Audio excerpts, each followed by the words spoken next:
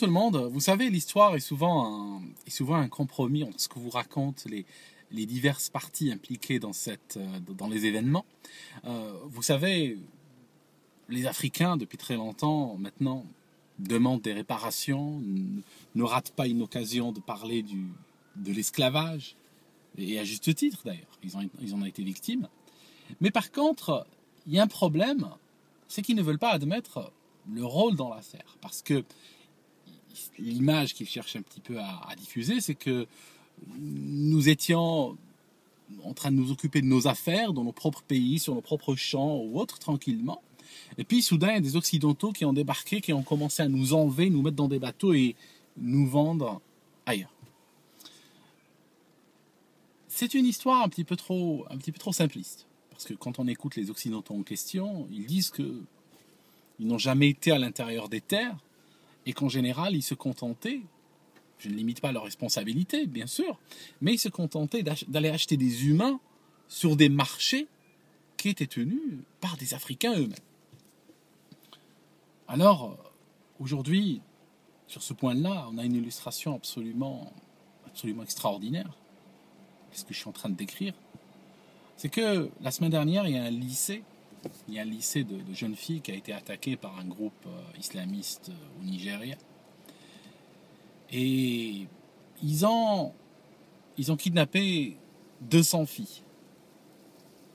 C'est de quoi remplir un train, littéralement. Et en fait,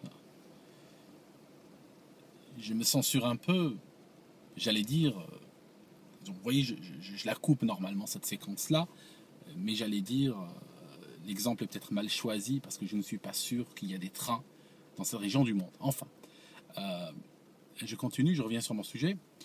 En fait,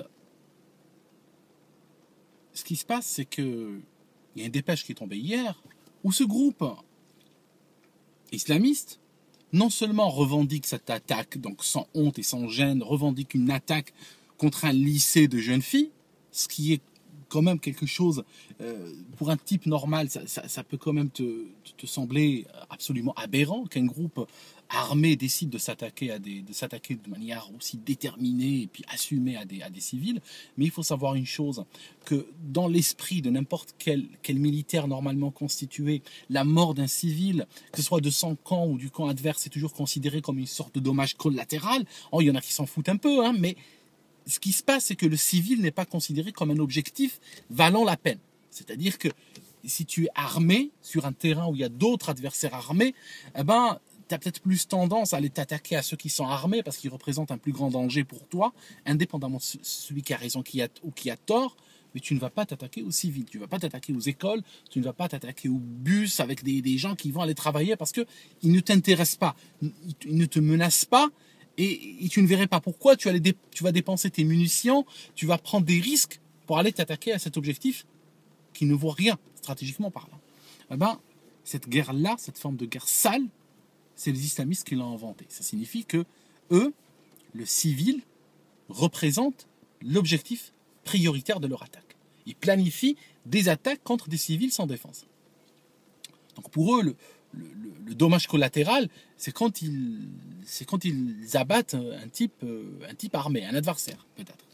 Alors, toujours est-il que, dans la dépêche qui est sortie, ils revendiquent quoi? Ils revendiquent l'attaque, et aussi, ils parlent du sort qu'ils réservent à ces filles. Alors, ils disent qu'ils vont les marier de force, ils disent qu'ils vont les soumettre à l'esclavage et les vendre sur des marchés. Voilà. L'Afrique n'a pas beaucoup changé ces derniers siècles, malheureusement. Enfin, si elle a changé en pire. Ça signifie qu'elle a gardé les tares des siècles passés, leur a rajouté des tares qu'elle a acquises au fur et à mesure du temps. Et qu'est-ce qui se passe? Eh ben, on retrouve tout à fait intacte cette tendance à aller kidnapper des gens et aller les vendre. Alors, si tu kidnappes 200 jeunes filles à Paris, tu auras peut-être du mal à les vendre à Lyon. D'accord? Parce que tu n'es pas, même si on considère que ce groupe est un groupe de fous furieux qui ne sont pas du tout représentatifs de cette société-là, imaginons un groupe fou furieux arrive à kidnapper 200 filles à Paris, il ne pourra pas revendiquer leur vente à Lyon.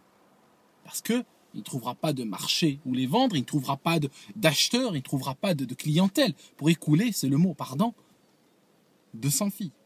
Or, ce groupe-là déclare qu'il va les vendre sur les marchés. Et effectivement, il pourra les vendre. Effectivement, parce que c'est très facile à écouler 200 filles sur les marchés locaux. Voilà.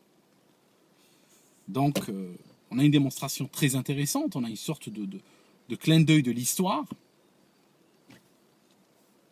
nous rappelant que ces histoires d'esclavage n'ont pas été des histoires... Je ne cherche pas à limiter. Ne faites pas semblant de prendre mal cette vidéo pour certains. Je ne cherche pas à limiter les responsabilités des uns et des autres. Mais j'aime bien, quant à moi, l'exactitude et la précision dans l'étude de l'histoire. Voilà,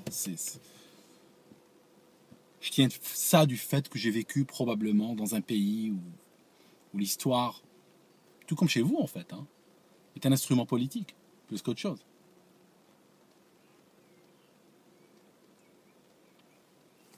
Enfin, je vous laisse tranquille pour aujourd'hui et puis on se voit bientôt.